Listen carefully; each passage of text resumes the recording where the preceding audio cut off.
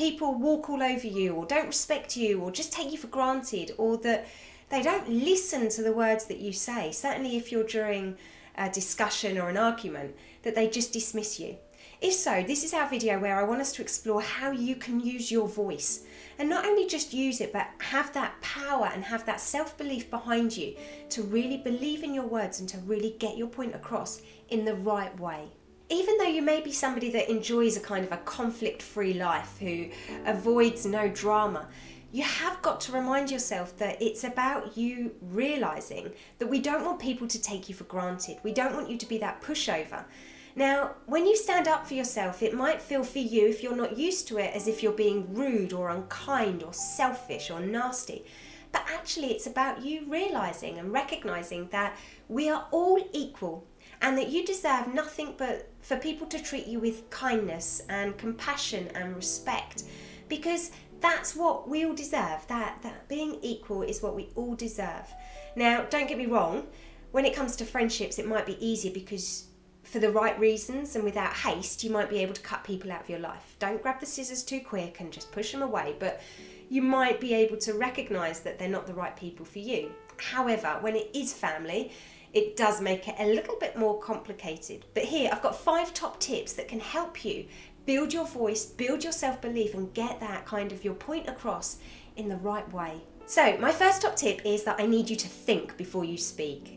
Now, working as a school counsellor as one of my jobs is that I recognise that so many young people have this, and adults actually, have this inability to think before they speak, or have this lack of having a filter where the words just fly out and then all of a sudden it's a little bit like, oh my days, what did I just say? So this is about you realising that we need to think before we speak. It's about having this ability to just think about it in that millisecond. Now, if you know that your words are going to hurt and that your words are going to have an impact on somebody that's going to make them, have this emotional outburst, then you really need to realise, are the words of what you're saying, are they, T is for truthful. You've got to go with the H, which is honest, I, inspiring, N, necessary, okay? Think it, you don't always need to say it, and the K is for kind. Because what I want us to do whenever we're trying to get our point across is I want us to keep calm. I want us to have this ability to just kind of believe in ourselves. Because when we raise our voice or when we shout and when we swear, we're not in control. So by having this opportunity to think before you speak, and it takes practice, most definitely takes practice, it's about you then having this ability to really push yourself forward and use your voice. My second point is about your body language. If you are going to speak to somebody trying to get your point across, shoulders down, head down, no eye contact, they're not going to think that you've got any power behind your words, because we're like this. And what's the point of actually, listening to somebody that's trying to get their point across if they're not even looking at somebody in the eye, or if they're even actually believing in what they're saying? So I want you to have your head up, okay? Look up, look in their eyes, look at the bridge of their nose if that's too hard, or at least look in their direction. I want you to have this ability to put your shoulders back, yeah? Have that ability to get that breath. I've got a cold, that's really hard, but have that ability to take in those full deep breaths. Breaths are one of the best things to help keep you calm. And I want you to be able to, by doing that, let that voice be heard. Let that voice be heard. Again, we're not shouting, we're not being disrespectful, we're just using volume and some power behind our words. My third top tip is about the importance of you staying true to your word. So if you're getting your point across of actually, I really don't like it when you do this, and then a week later, a day later, a month later, you then go and let them speak to you that way, or let them swear at you, or humiliate you, or whatever it might be, that means that you're allowing them to kind of walk over you again. So stay true to your word. If you're getting your point across, if it's about, politics or things like that are kind of a little bit complicated, but when you're trying to get your point across, I need you to stay true to your word. Don't go back on it. If you're getting your point across in the right way, I don't want you to then think, oh, it doesn't matter this time, I'll let it go. You've said it, you've stated it, you've done it, you stick to it. My fourth top tip is I want you to take your time to respond.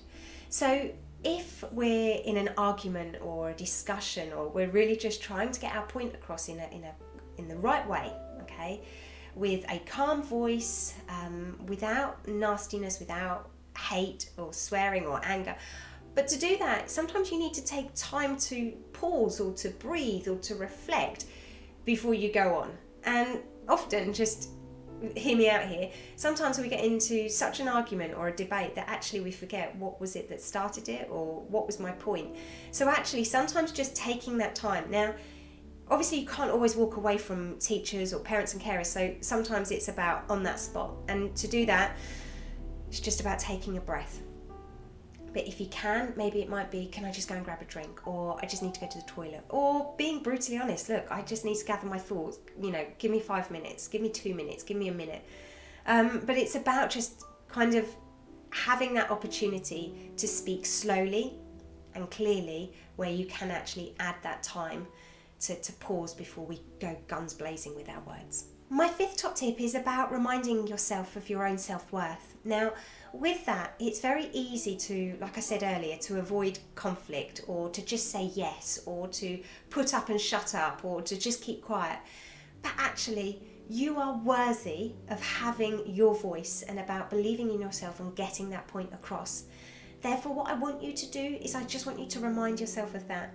I want you to remind yourself, actually, hang on a minute, they keep on being disrespectful, they keep on maybe speaking over me, or just doing the little things that actually, A, they might be unaware of them doing it, and B, they might actually need to be told that just doesn't suit you, you don't feel comfortable, you don't like it when they do that.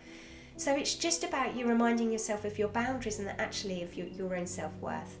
So there you have it. You've got some top tips. There's 5 top tips to remind you to use your voice, be powerful, be kind, be respectful, and stick up for yourself, because you're worth it, okay? Stay awesome, and I'll see you guys next week. Bye, everybody.